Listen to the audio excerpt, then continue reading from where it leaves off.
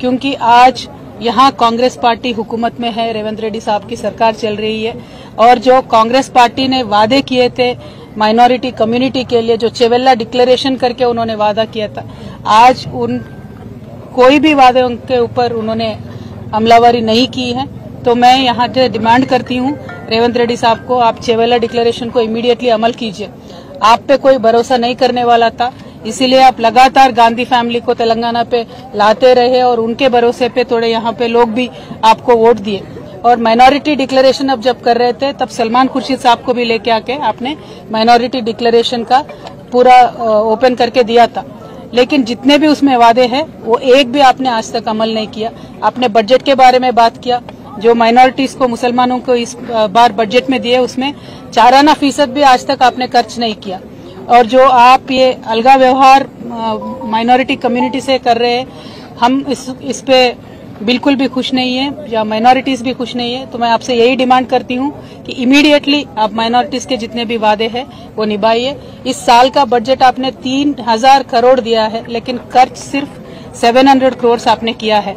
तो मेरा ये डिमांड है कि आप माइनॉरिटी कम्युनिटी के साथ दीजिए, क्योंकि केसीआर साहब जब यहाँ पे थे पिछले 10 सालों में कम्युनल वायलेंस का एक भी इंसिडेंट नहीं हुआ था, लेकिन ये एक साल में जितने कम्युनल वायलेंस के यहाँ पे इश्यूज हुए हैं, ये देख के बहुत एक दर्द होता है हम सबके दिलों में, क्योंकि एक अमन और चैन के साथ तेलंगाना रहता था, एक गंगा जमुना तहजीब को हमने कायम करके रखा था।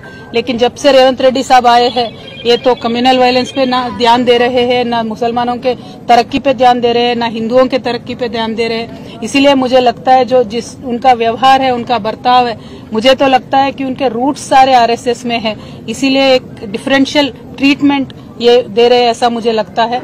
तो I will say that mister Revanth Reddy ji, आप अभी फोकस करिए माइनॉरिटी से इश्यूज पे, स्पेशली माइनॉरिटी वुमेन के लिए आपने जो प्रॉमिस किया था कि 1,60,000 देंगे कल्याण लक्ष्मी का, आप वो दीजिए। उसके साथ साथ आप सोना भी देने वाले थे, 1 तोला सोना भी देने वाले थे, वो दीजिए।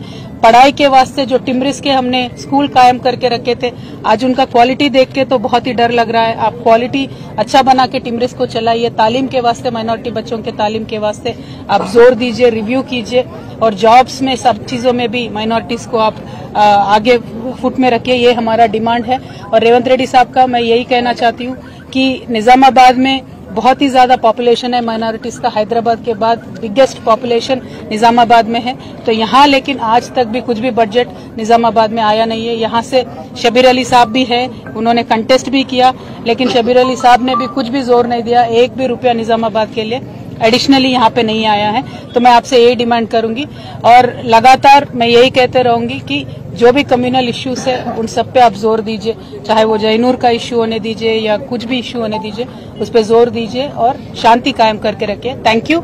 जय तेलंगाना।